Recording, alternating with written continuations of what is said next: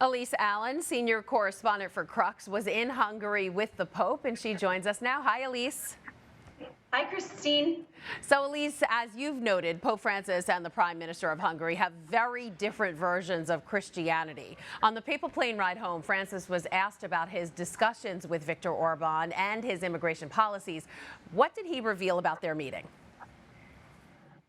Well, this was a big talking point for the Pope while he was in Hungary. It came up in his very first speech. He really hit the migration issue hard, stressing the need to be open and welcoming, which is something, he thinks Hungary really needs to hear. It is very traditionally, strictly anti-migrant.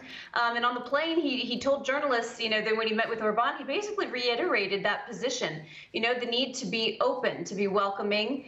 He said, you can't solve the world's problems or make peace in any way through closed doors. You have to have open doors, and you have to have channels of dialogue and friendship. So he really stressed the importance of being open and welcoming. But he said the migration issue is also a big problem for all of Europe. He said there are only a handful of countries that are really bearing the brunt of the migration issue in Europe, and that it needs to be solved collectively. Another issue that he brought up during his trip is sort of the issue of European unity. He said Europe needs to be more unified in general, but also when it comes to migration. And he told journalists on the plane that this was something he also said, that when it comes to migration, Europe needs to approach it collectively. It needs to find a unified solution so that not only a few countries are bearing the brunt. It needs to be something that everyone chips in on. Absolutely, they have to work together. The Holy Father also mentioned a secret peace mission in the war in Ukraine. Let's listen to what he said. Anche adesso è in corso una missione, ma ancora non è pubblica. Vediamo quando sarà pubblica la dirò. It's not public. All right, you're our Vatican insider. What can you tell us about that?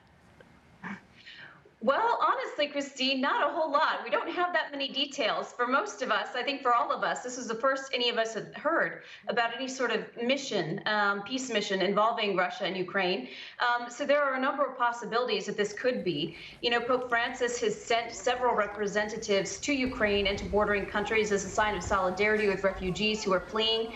So there could be another trip of a high-ranking representative to Ukraine, to Russia, to both. The Pope has also indicated in the past that he wants to visit both Russia and Ukraine in order to promote the cause of peace. And he's insisted repeatedly that he won't do one without the other.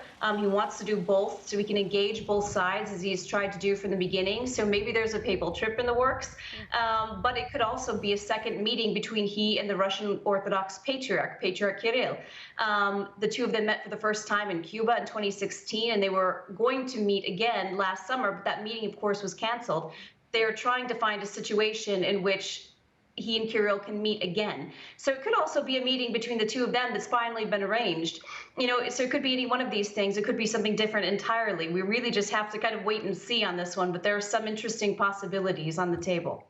All right, aside from the war, migration, and Christianity, the Pope also spoke about AI. When he met with young people, he had a warning about the dangers of technology. In about 30 seconds, what's his big concern?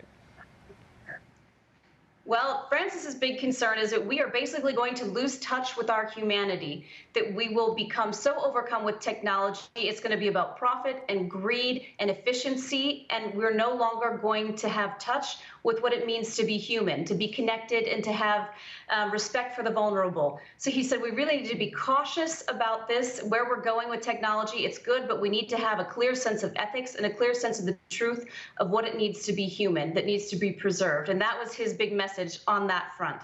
Some good advice. Elise Allen, senior correspondent for Crux. Thanks for keeping us informed.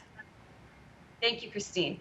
Hi, I'm Christine Persichetti, anchor of Currents News. If you like what you saw, please hit the like button on this video. And if you want to see more content just like it, subscribe and click on the bell for notifications. Thanks for watching, because we are putting your faith in the news.